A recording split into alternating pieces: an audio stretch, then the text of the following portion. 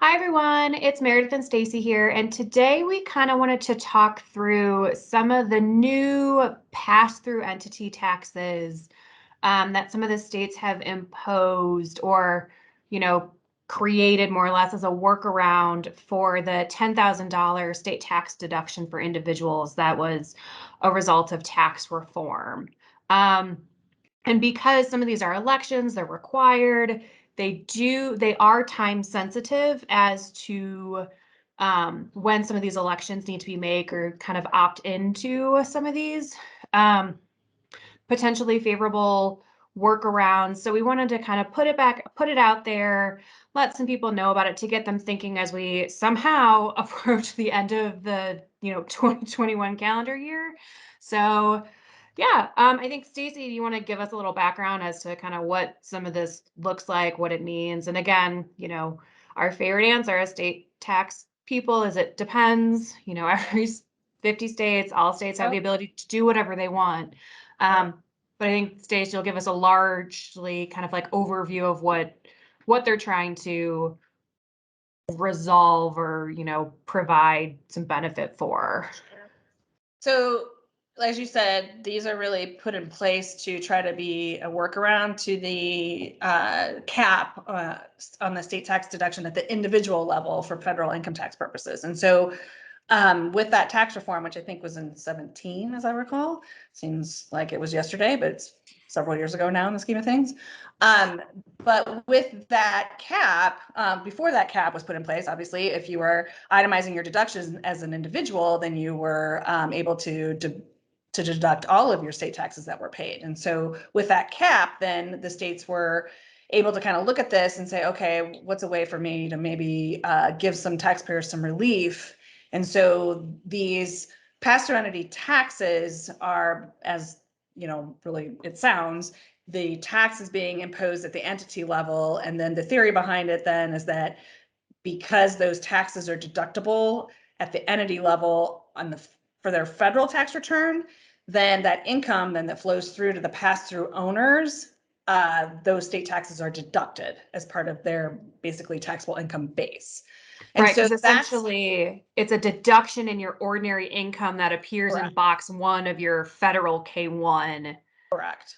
That then right. Either flows through so to the other state K1s. Correct. Or, your federal individual income tax return. Right. Right. So that's why they started to put those in place, because at the entity level, you're not capped on your state tax deduction at the federal level. So then in theory, that's going to flow through and you'll get that deduction as your starting point then on your individual income tax return. So that's why those were put in place. Now, as you said, I mean, they're all over the place with respect to how those can be monetized, I guess, at the individual level. So I think we're up to around 20-ish states. Yeah, this is the day of recording. I think we saw about 20. Today. Right. But there are, I think this is something though that like legislators are looking at to try to help their constituents. Right. So we might see more, right? So, we're in November now, so we've got, lots of states going into their legislative sessions in January. So we might see more of these. But recently, I think we had California come on board, New York come on board. Those were some of the most recent ones. And these, you really, I think basically the takeaway even from this today is that it's not, necessarily foolproof and may not solve all your problems. And it's really, I think, behooves taxpayers to do some math to see if it's even worth it. So for example, with the California one, I've spent some time looking at it, and there are definitely some things with it that I think may surprise taxpayers, or maybe not since it's California. But one of the things I think that you have to think about is that, well, a couple of things to think about is that California's is elective. And so back to your point, you have to make these elections at a certain period of time. If you don't make those elections, then you're out. But then there are some states that say once you make the election, you're stuck with it. So you may not be able to make it year over year. You might be stuck with it for a certain period of time. So there's that piece to take into consideration. The other piece is rates. So the California one, for example, the entity level tax is imposed at 9.3%. For individuals, California has a graduated rate. And so if you're filing a non-resident individual income tax return or resident individual income tax return in California, you may not be paying tax at the 9.3% rate. You might be paying lower. So is it worth it to take that, or to make that election to pay that tax? And some of these are not, if you're going to make it for one shareholder or partner, you have to do it for all of them, correct? Where there is some choice, picking on California again, like their composite return is at a much higher rate, but you don't have to, all members don't have to participate in the composite return. But if California is, hey, it's an all or nothing thing from your shareholders that are individuals. Right. And then what happens though with that tax that's paid? So let's say the election is made, then the tax is paid, and then some states, and California is one of them, then allows for a credit basically at the individual level for the tax paid, but it's a non-refundable credit, and then it only carries forward for a certain amount of time. And so I think that these are just some things that maybe on the surface, making these elections seems like a good thing to do, because taxpayers are looking at it as, oh, well, I want to make sure that I'm maximizing my deductions at the federal level. But then, like I said, you really, I think, have to run the numbers to see, is it really worth it? Because you could be, tripping yourself easily up. Offsetting whatever federal benefit you get with like all of this excess state tax that you're paying. Correct. So, and I think that there's other nuances with them. Like I think Oklahoma's is a little different, meaning that I think you only pay tax, or you're only calculating the entity level tax on positive income. So let's think about, in a flow through situation, there's lots of different, situations where you could have special allocations and things like that. So you have to think about like, okay, is that even really worth it for me to make that election?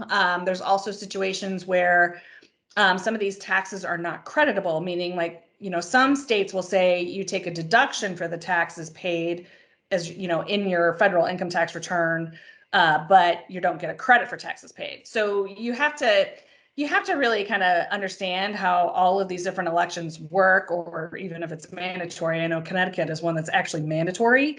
So it's important, I think, to weigh all these options, do the math, and see whether it even makes sense to do it. As to your point, maybe you're getting a deduction at the federal level that you wouldn't otherwise normally, but it could be offset by some of these state taxes. Right. And so I think, like kind of the biggest takeaway, and really like, let's start the math for practitioners now, right? Mm-hmm. Because when your client is really hounding you, in March, when you have to make potentially an election for even like I think New Jersey, you have to make your election for the PTE tax in the year in which you want it to apply. So you're kind of out of luck for 2021, but for 2022, you have to figure out what that looks like, which is hard because it's like, I have no idea what the rest of my business is going to do, the last 9 months of the year, and I'm stuck with this thing. So like kind of getting prepared now, doing the homework, because if there are 20 states who have this idea, right, there are 20 states who have different rules. And so you've got to do the research and build out your modeling for each state now before your client's like, oh, hey, yeah, I want to do this. I have a week to figure out whether or not it's beneficial. Go. And, that's always a really pleasant experience to have as a tax practitioner in March, when you have to drop everything to model out some stuff. So, that's why we wanted to push kind of some of this information, get people thinking, get people talking about, how they can be proactive and, service their clients. Stacey and I will be, and the rest of the team will be keeping an eye out on some of these. Maybe we'll even do a follow-up specifically to what that looks like for Colorado, our home state, because theirs is applicable, starting for the 2022 tax year. So continue to follow us at saltovation.com, and we'll see you next time.